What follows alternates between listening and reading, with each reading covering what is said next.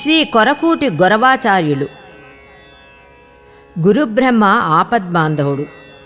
శ్రీ శ్రీ శ్రీ భగవాన్ వెంకయ్య స్వాముల వారు 1964 సంవత్సరంలో తలుపూరు సమీపమున చెర్లోపల్లి గ్రామమునందు మకాము చేసి ఉండినారు.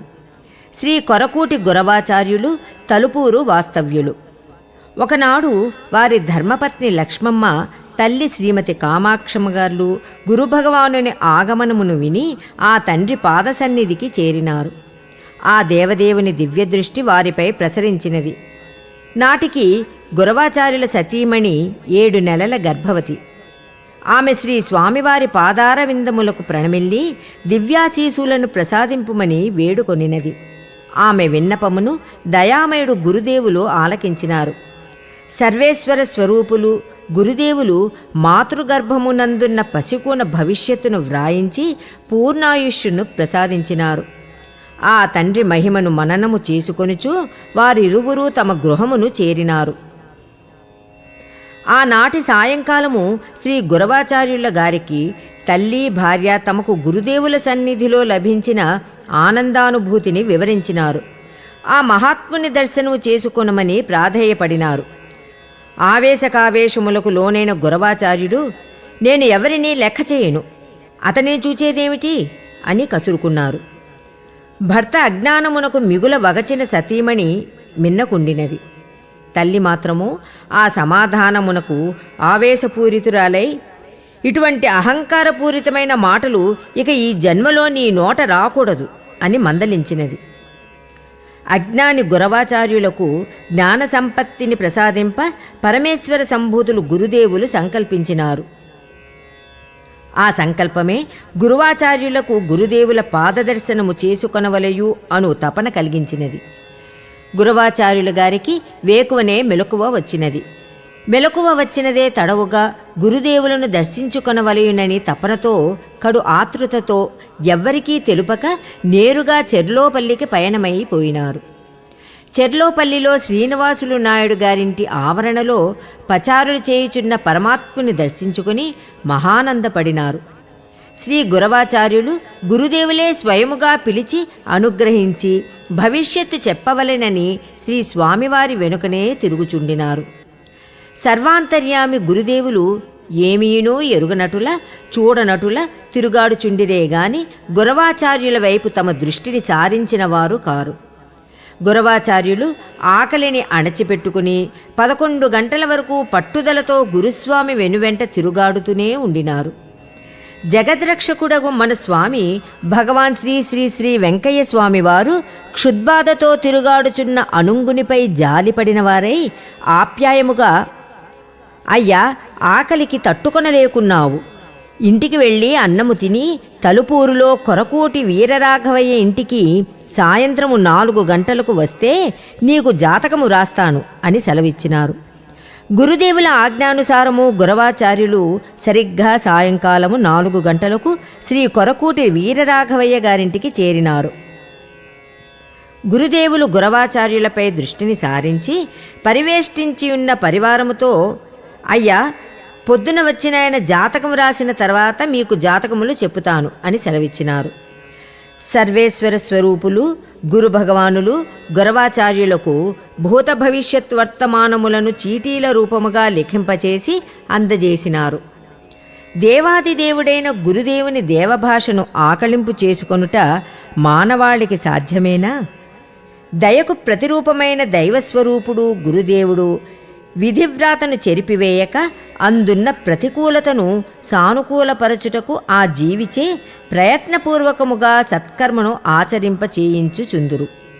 అట్లు ఆచరింపచేయించి వారికి సృష్టి స్థితి లయకారులైన గురుభగవానులు తమ దివ్యానుగ్రహమును ప్రసాదించి రక్షించుచుందురు. ఆశ్రిత రక్షకుడైన గురుభగవానులు తన ఆశ్రితుడైన గురవాచార్యుని రక్షించుటకు జాతక రహస్యమును వెల్లడి చేసినారు. అద్దాని ఫలితమే గురుదేవులు గురవాచార్యులకు స్వప్న దర్శన మొసంగుచు తగు హెచ్చరికలతో అనువగు మార్గమును సూచించి కాపాడినారు. ప్రథమముగా గురుస్వామి తన ఆశ్రితుడైన గురవాచార్యులకు స్వప్న దర్శన మొసంగి, అయ్యా, 4 రోజులలో నీకు మిక్కిలి ప్రమాదము జరుగునున్నది, నెల లోపల ఇంటిని మార్చుకుని వేరే ఇంటికి పోతే నీకు గండము తేలి వస్తాది అని అభయప్రదానమోసంగి అదృశ్యులైనారు. గురవాచార్యుల ఆ ఆదేశమును ఆచరించుటకు 5 రోజుల వరకు పూనుకొనలేదు. 5వ నాడు అనంతమూర్తి గురుమూర్తి 2వసారి స్వప్నమున రానున్న విపత్తును హెచ్చరించినారు. అప్పటికిని చలనరహితుడైన గురవాచార్యుల మూర్ఖత్వమునకు జాలి నొందిన జగదీశ్వరుడు గురుదేవుడు 15వ నాటి రాత్రి స్వప్నమునందు, అయ్యా, ఇంక నీకు 15 రోజులలో ప్రమాదము రానున్నది. నీవు ఎటువంటి పరిస్థితులలోనైనను ఇంటిని మార్పిడి చేయక తప్పదు. లేని ఎడల నీవు ప్రమాదమునకు బలి కాగలవు అని హెచ్చరించి అదృశ్యులైరి. ఆ హెచ్చరికలతో గురుస్వామి ఆజ్ఞానుసారముగా నూతన గృహమును కట్టుకుని అందు నివసింపసాగిరి. జీవి బ్రహ్మవ్రాలుతో భువిని అడుగిడును. విధిని తప్పింప మానవమాతృలకు శక్యము కాదు. అందునుండి రక్షించుటకు ఒక్క సద్గురుమూర్తియే సర్వశక్తియుతుడు. అవనిలో పరమాత్ముడు సద్గురుమూర్తిగా దర్శనమిచ్చును. ఆ పరమాత్మయే మన గురుదేవులు భగవాన్ శ్రీ శ్రీ శ్రీ వెంకయ్య స్వాముల వారు. ఏ జీవులు ఆ పరమాత్మ స్వరూపుని పాదపద్మములను ఆశ్రయించి సేవించుచు జన్మలను ధన్యము చేసుకుని ప్రయత్నములో ఉందురో అట్టి వారులు బ్రహ్మరాసిన వ్రాలులోని ఒడిదుడుకుల నుండి అలజడుల బారి నుండి సంరక్షింపబడుచుందురు. గురుదేవుల పవిత్ర హస్తము జీవితములను కాపాడును. ఆ పవిత్ర హస్తమే గురవాచార్యుల జీవిత పదములోని పలు మార్పులకు అభయప్రదాతగా నిలిచినది. సరిగ్గా 1 రోజులకు శ్రీ గురవాచార్యులు తన వృత్తి ధర్మమును ముగించుకుని సాయంకాలం 7 గంటలకు స్వగృహమును చేరినారు. ఇంటి ముందు పంచలో కూర్చుని తలుపు వారగా వేసుకుని కుటుంబ సభ్యులతో ముచ్చటించుకొనుచుండగా లోపల నుండి పెద్ద వెలుతురు కానవచ్చినది. వెలుతురు కనబడుటతోడనే గురవాచార్యులు తలుపు తోసుకుని ఇంటిలోనికి పరుగిడగా 4 గ్యాలన్ల ఆయిల్ డబ్బా పైన పెట్టియున్న ప్రమిద దీపము పెద్దగా మండుచుండినది. ఇక కొద్ది క్షణములలో ఆయిల్ డబ్బా తగులుకొను ప్రమాద స్థితిని గ్రహించిన వాడై ప్రమిదను కిందకు చేతితో తోసివేసినాడు. అది దారికి అడ్డముగా పడి పెద్ద మంటగా రేగినది. ప్రమిదను తట్టినప్పుడు ఆయిల్ దీపపు మంటతో కలియుటతో అగ్నిజ్వాల ప్రబలమైనది. ప్రబలమైన జ్వాలను చేతితో నెట్టివేయుటలో అరచేయి కాలి గాయమైనది. కాలినది కూడా లెక్క చేయక ఎగిరి బయటకు గంతు వేసినాడు. ఈలోగా ఇరుగు పొరుగువారు వచ్చి మంటను ఆర్పివేసినారు. అరచేతి భాగము కాలినందున ఓర్వరాని బాధ, కడుపులో అలవిగాని ఆరాటము మొదలెడినవి. తమకు తెలిసిన వైద్యములు సిరాపూయుట, నూనె రాయుట మొదలైనవి ఎన్ని చేసినను కాలిన భాగమందు బాధ అధికము అయినదే గాని తగ్గుముఖము పట్టలేదు. ఇందుకు తోడు కడుపులో ఆరాటము, తపన ఎక్కువైనది. ఓర్చుకొనలేక కొంచెం అన్నము నీళ్లు కలిపి తాగితే చల్లగా ఉండునను భావన కలిగినది. వెంటనే ఇంటిలోని అన్నమును తెప్పించి నీటిలో కలిపి తాగివేసినాడు. అదియూ చాలక ఇరుగు పొరుగున ఉన్న ఇండ్లలోని అన్నము మొత్తమును నీటితో కలిపి తాగివేసినాడు.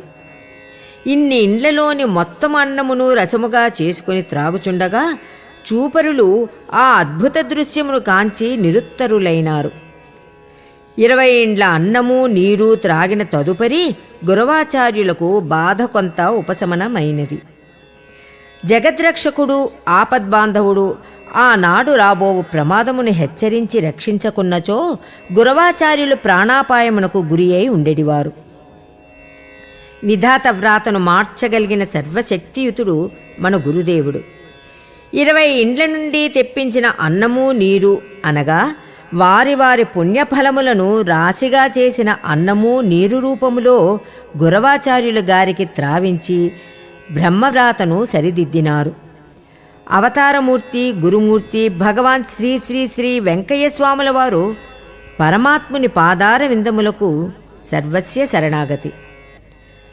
పుణ్యశీలి గురవాచార్యుల ధర్మపత్ని 7 నెలల గర్భవతిగా ఉన్నప్పుడు కలియుగ దైవము, ఆపద్బాంధవుడు, అనాథరక్షకుడు, అవతారమూర్తి గురుమూర్తి దర్శన భాగ్యముతో ఆ పరంధాముని ఆశీసులను పొందినది గురుబ్రహ్మ కృష్ణపక్షమి గోకులాష్టమి నాడు ఉదయము పుత్రుడు ఉదయించునని ఆ తల్లికి దీవెనలు ఇచ్చినారు. ఆ తల్లికి ఆ దీవెనతో పాటు ఆ దేవాదిదేవుడు అవనిలో అడుగిడబో ఆ పసికందుకు బాలకృష్ణయ్య అని నామకరణము చేయమని ఆదేశములు ఇచ్చినారు. గురుబ్రహ్మ వాక్కుగా ఆ తల్లి మగబిడ్డను ప్రసవించినది. కలియుగ దైవము గురుభగవానులు ఆ చిరంజీవికి 78 సంవత్సరములు ఆయుస్సును ప్రసాదించి మధ్యలో రానున్న 4 గండములు తేల్చివేసి కాపాడినారు. మొదటి గండము. గురువాచార్యులు వీరనారాయణ రెడ్డి మైకాగని ఆవరణమునందున గృహమును అందుండెడివారు. ఆనాటి చిరంజీవి బాలకృష్ణయ్యకు 5 సంవత్సరాలు. ఒకనాడు చిన్నారి బాలకృష్ణయ్య ఇంటి ముందు ఆడుకొనుచు రోడ్డు మీదకు పరిగెత్తినాడు. అదాటుగా భవానీ శంకరుమైను వారి కారు ఆ బాటనే వచ్చుచుండినది. బాబు పరిగిడుట కారు వచ్చుట ఒకేసారి తటస్థించినది. ఆ పసివాని తల వెనుక భాగము కారు ముందు భాగమునకు తగిలినది. తగులుటతోనే బాలుడు స్పృహ తప్పి పడిపోయినాడు. వెంటనే ఆ కారులోని వారు బాలుని చెర్లోపల్లి హాస్పిటల్కు వైద్య నిమిత్తము తీసుకొని పోయినారు. ఆ సమయమునకు దైవలీలగా బాలకృష్ణయ్య తల్లిని 2వ కాన్పు కొరకు గురవాచార్యులు ఇంటి లేనందున ఇరుగు పొరుగువారు అదే హాస్పిటల్కు తీసుకొని వచ్చినారు. ఇదియే కదా సృష్టికర్త సృష్టి యందు కానుపింప చేయుచున్న అమోఘ అద్వితీయ మహిమాన్విత లీల. ఒకవైపు ప్రథమ సంతానమునకు స్పృహలేని స్థితి, మరి ఒకవైపు ద్వితీయ సంతానము కొరకు ఆ మాతృశ్రీ ప్రసవ వేదన. ఆ స్థితిలో ఆ తల్లి ఆరాటము, ఆవేదనలు ఆ అనంతమూర్తికే ఎరుక.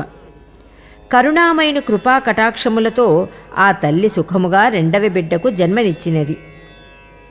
ద్వితీయ సంతానమును మిత్రుల ద్వారా తెలుసుకొనిన గురవాచార్యుడు హాస్పిటల్ డాక్టర్ గారికి సిబ్బందికి కృతజ్ఞతలు తెలుపుకొనుటకు పూలు పండ్లు తెచ్చుటకు తలుపూరుకు పోయినాడు.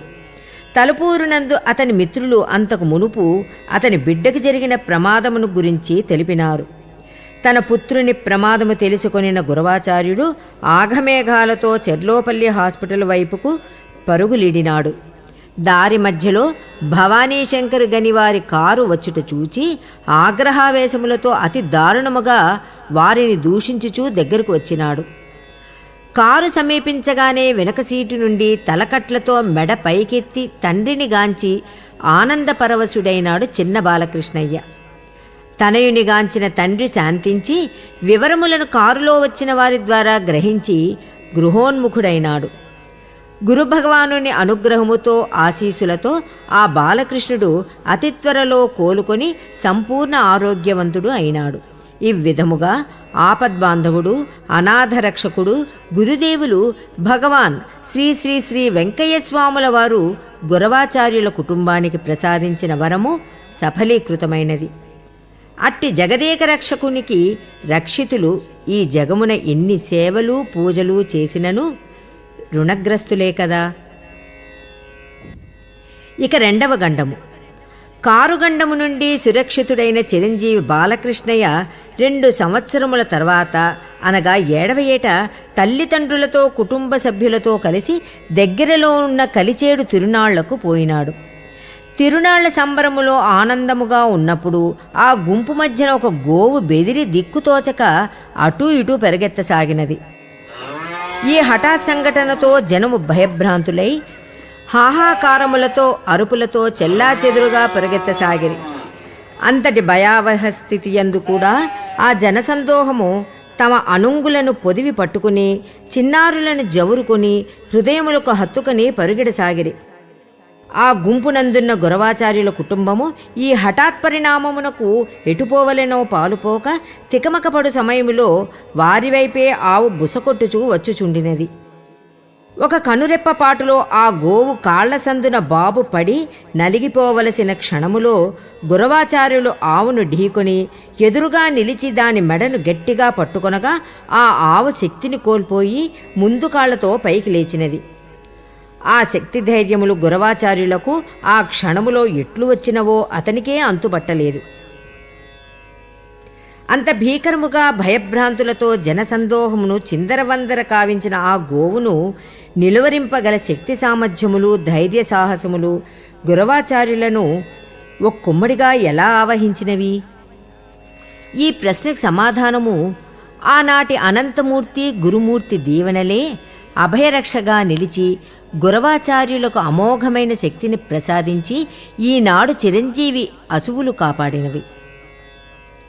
ఇక 3వ గండము. ఈ సంఘటన 1980 మార్చి నెలలో జరిగినది. గురవాచార్యుల కుటుంబము వీరనారాయణ మైకామైను ఆవరణలో కాపురం ఉంటున్నారు. 1980వ సంవత్సరం నాటికి చిరంజీవికి 16 సంవత్సరముల వయస్సు. ఆ కుటుంబీకులు దగ్గరలో ఉన్న దిగుడు బావి నుండి నీరు తెచ్చుకుని వాడుకొనుచుండేవారు. ఆ అలవాటు ప్రకారము చిరంజీవి బాలకృష్ణయ్య, ఆయన సోదరి 11 సంవత్సరాల చిరంజీవి కళావతి నీటి కొరకు దిగుడు బావిలోనికి దిగినారు. వారి వెనుకనే గురవాచార్యుల 3వ బిడ్డ చిరంజీవి బాలగురునాథము వారికి తెలియకయే వారి వెంట మెట్ల మీద నుండి కిందకి దిగి నీటి అంచుకు చేరినారు. బాలకృష్ణయ్య సోదరి కళావతి కడవలతో నీరు ముంచుకుని వెనుదిరుగుసరికి చిన్నబాబు మెట్ల మీద నుండి జారి నీళ్లలో పడిపోయినాడు. తక్షణమే బాలకృష్ణయ్య నీళ్లలోనికి దూకి తమ్ముని చవురుకొని ఒడ్డుకు చేరినాడు. ఇంతవరకు జరిగిన సంఘటనను గురించి మనము ఆశ్చర్యపడనక్కర్లేదు. కానీ చిత్రాతి చిత్రమేమనగా చిరంజీవి బాలకృష్ణయ్యకు అసలు ఈత రాదు. పరమాత్మ స్వరూపులైన గురుదేవుని ఆశీర్వాద బలముతో దివ్యశక్తిని పుంజుకొనినాడు.